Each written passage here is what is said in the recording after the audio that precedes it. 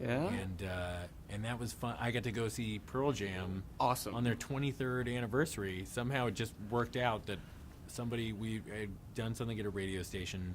They said, "Oh, one of the guys said, do you want to come with me to the Pearl Jam concert tonight?" I said, "Yeah." Yeah. How would I not want to do that? What was their best song they performed? You know what? I loved a bunch of stuff, but Corduroy, Better Man, or excuse me, Better Man, and then one of the newer ones. I think it's called Unthought Known, which I love that song. Yeah. Yeah. That's awesome. Sorry, we're ready to go. Are you ready? Yeah, All right, cool, we're good. But they played for like 3 hours. That's cool. Oh, no worries. Great film. I loved you. it.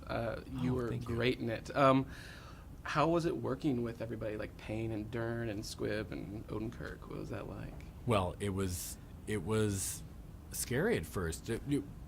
Actually, the lead up to working with them was very intimidating and scary because after I got the part, it was like, oh my God, now I gotta do this. Now I gotta, don't blow it. So I was just very, very nervous. But then we got there about a week before we started working, and Alexander and Bruce and June, we were all hanging out together, and we just got really comfortable with each other, and they were really good about just making me feel like I was part of the team, And y'all seem to have a close knit. Like you actually seem like a real family. Oh yeah. Was there a lot of ad lib as far as any of the comedic moments go? No, it was all just written for June. It was we stayed pretty much right on the script. The script was so well written that any ad libbing would have just made it worse. It was just a really, really beautifully written script. Awesome. What was the best part going on set every day working? It was just these people that were working on the movie. Everyone is so good at what they do, and they're so pleasant. They've all worked together before. Alexander keeps most of the crew together.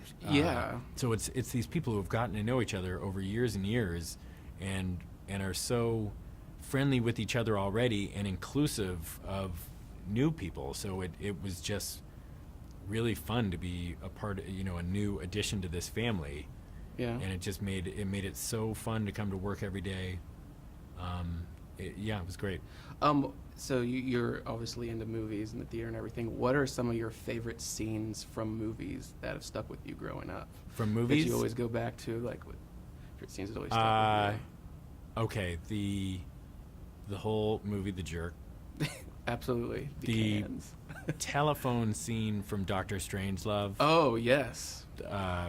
Where he's calling Dimitri, where the president, Peter Sellers as the president, is calling Dimitri. That's probably my favorite scene of all time. It is great. It's one of the best endings, too, of a movie, like twist endings. Yeah. It just gets up and oh, man. Jaws, the Robert Shaw monologue, probably. Yeah. In Jaws. God, Glory.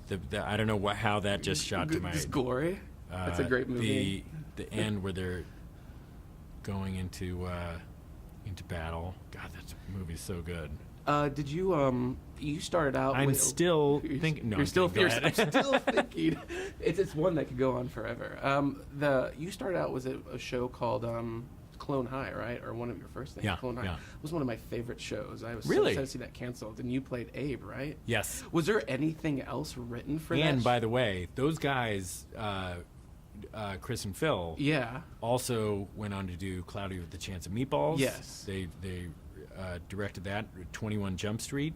They're doing 22 Jump Street right now, and they just did the Lego movie, and I get to do, I think, one line as Abraham Lincoln in the Lego movie, so that was so fun to get to reprise my Abraham Lincoln role. That was so good. What was because Steven Spielberg didn't even consider me for the I know. Lincoln Why movie. didn't he consider you for that? It's Because you were crazy. perfect as Abe Lincoln. Thank you. You were the first and only Abe Lincoln to me. Yes. What was your favorite episode doing on that? Or as far as voice goes, what was your favorite Of bit? Clone High? Yeah. Probably the musical. The musical? episode. It was just so fun, and I remember Jack Black was in it, and that was really exciting. I'm a huge Jack Black fan. It was, yeah, but it had to be the musical episode. Awesome. I love singing. I'm a You are. What? I'm not even a closet karaoke singer. I am a What's your bona fide. go-to song of karaoke? Just Once by James Ingram. Okay. Just once. Just. Can we figure out what we keep doing wrong? And probably War Pigs by Black Sabbath. You do. Generals gathered in their masses. That's good. That's good. I didn't. It would sound a little better if I could really let go. Have you ever sang in your voice from Beerfest? No, I haven't. I could try. I don't even. I would have to.